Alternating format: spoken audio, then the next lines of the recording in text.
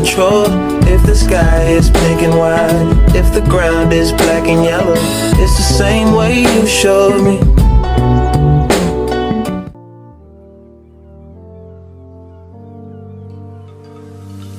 Stroke menempati urutan kedua penyebab kecacatan terbanyak di seluruh dunia. Berdasarkan studi kolaborator 2019, tercatat 12,2 juta orang mengalami stroke di setiap tahunnya. Sedangkan di Nusa Tenggara Barat sendiri, berdasarkan Riskesdas 2018 mencapai angka 14.825 jiwa. Stroke adalah hilangnya fungsi otak secara tiba-tiba yang diakibatkan pendarahan di intrakranial maupun penyumbatan di pembuluh darah, sehingga terjadi kecacatan bahkan kematian di jaringan otak.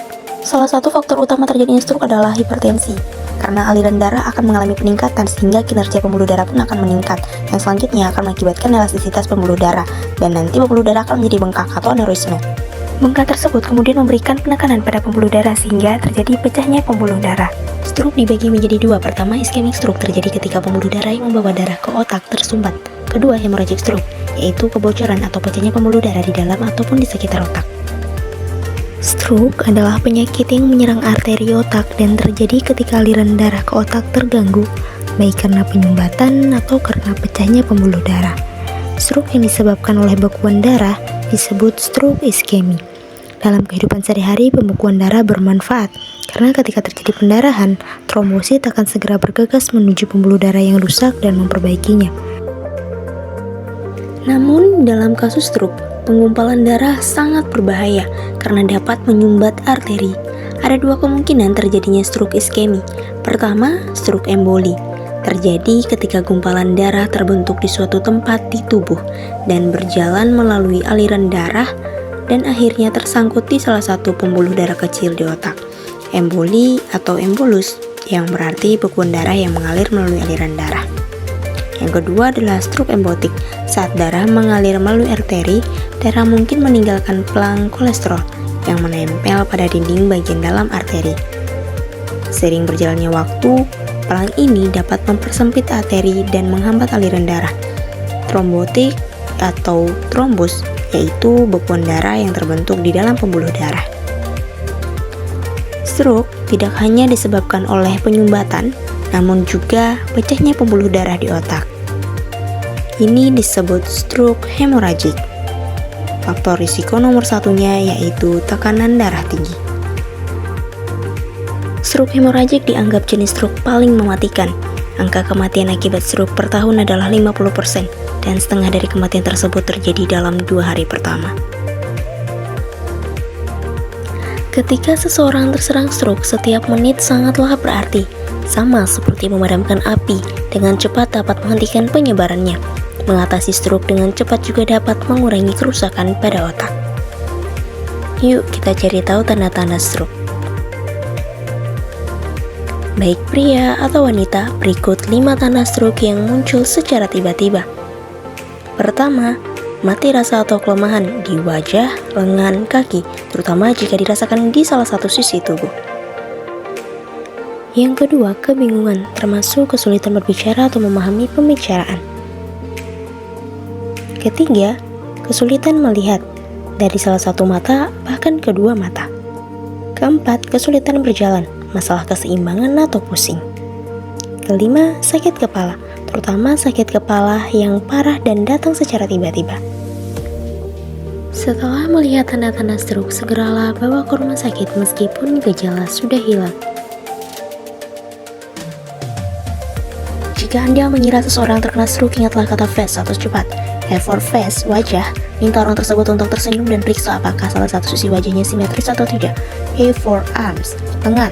Mintalah orang tersebut mengangkat kedua lengan dan lihat apakah salah satu lengan mengarah ke bawah. S for speech, ucapan. Minta orang tersebut mengulangi kalimat pendek dan perhatikan apakah kata-katanya terdengar tidak jelas. And finally, T for time, waktu. Jika Anda melihat tanda-tanda ini, segeralah hubungi 911 untuk membawa ke rumah sakit. Stroke adalah keadaan darurat medis. Semakin cepat seseorang pasien mendapatkan pengobatan, maka semakin besar peluang untuk sembuh.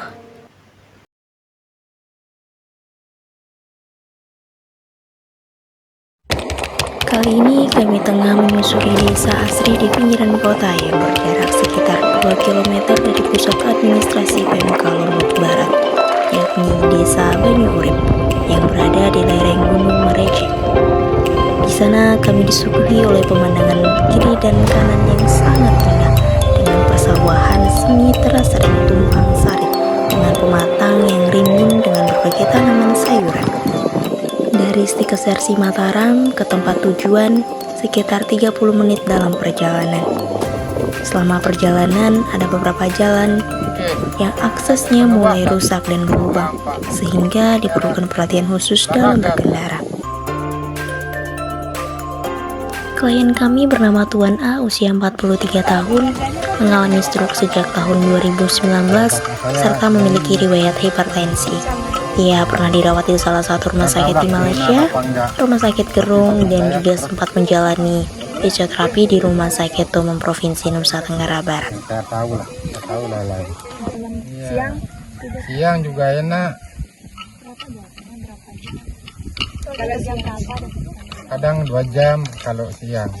Ya, kalau malam biasa jam 9 saya sampai jam. Iya. Kalau udah subuh itu banget. Dari sini kami mengerti bahwa dukungan dari keluarga itu sangat utama. Di sini Tuan A selalu didampingi oleh sang istri Nyonya S. Tuan A bekerja sebagai petani dan juga peternak. Pada saat kami datang, kebetulan beliau sedang mengawasi kerbau dan juga kambingnya.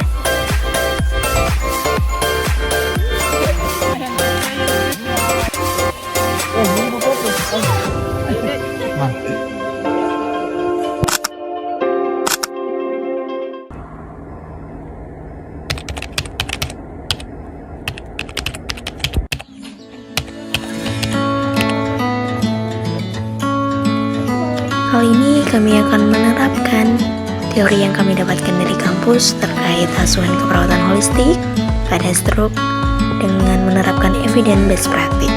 Kebetulan dari beberapa hasil diskusi dengan pembimbing dan juga sesama anggota kelompok, kami akan melakukan passive range of motion. Rentang gerak atau range of motion berfungsi untuk meningkatkan atau mempertahankan fleksibilitas dan kekuatan otot serta mencegah kekakuan sendi. Terus saja. Kalau muni Arab baru ada rasanya sakit di tekan.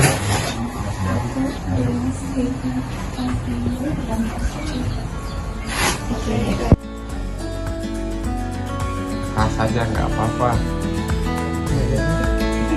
keras saja nggak apa-apa. Range of motion. Gerak maju melawan stroke.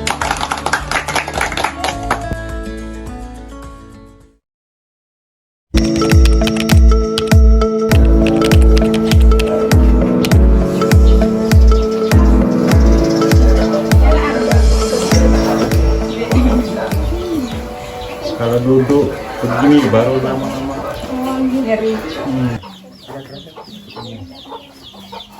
Ini.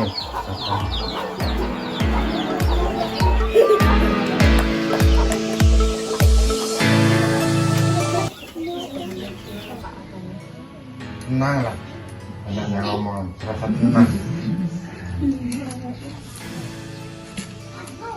Iya. Memang berat ini. Ini rasanya di sini dah, rasanya kayak reneng gitu lah. Aman. Nah.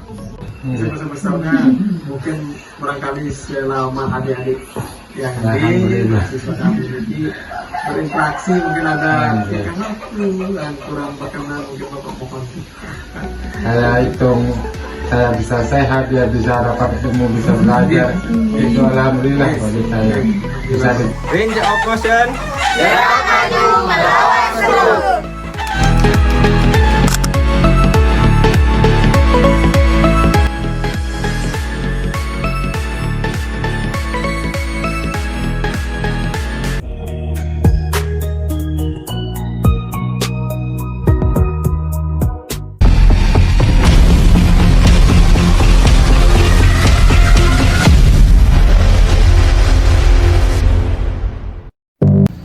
bingung mau kuliah di mana. Kuliah di Stika CRC Mataram aja.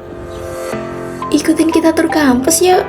Stika CRC Mataram berada di Jalan TGH Muhurais Lingkar Selatan Mataram, Nusa Tenggara Barat. Di sini tersedia program studi S1 Keperawatan, S1 Kebidanan, S1 Administrasi Kesehatan, D3 Keperawatan, D3 Kebidanan, D3 Farmasi, Profesi Bidan dan Profesi Nurse.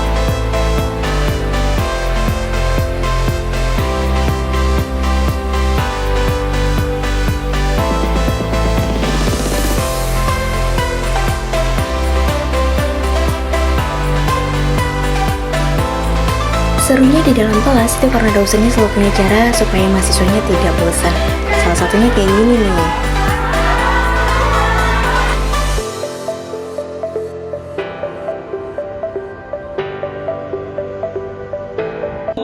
Stika CRC Mataram berbasis profesional dan islami. Di setiap hari Jumat selalu diadakan imtak. Nah, buat teman-teman pecinta senja, nggak perlu khawatir kalau pulang kuliahnya di sore hari. Karena di gedung tengah lantai 3 menyuguhi view yang sangat indah. Coba deh dilihat, bagus kan senjanya? Kalau kata anak zaman sekarang, senja tahu cara berpamitan dengan indah. Ya. Segini dulu deh tur kampusnya. Kapan-kapan kita tur lagi ya. Bye-bye.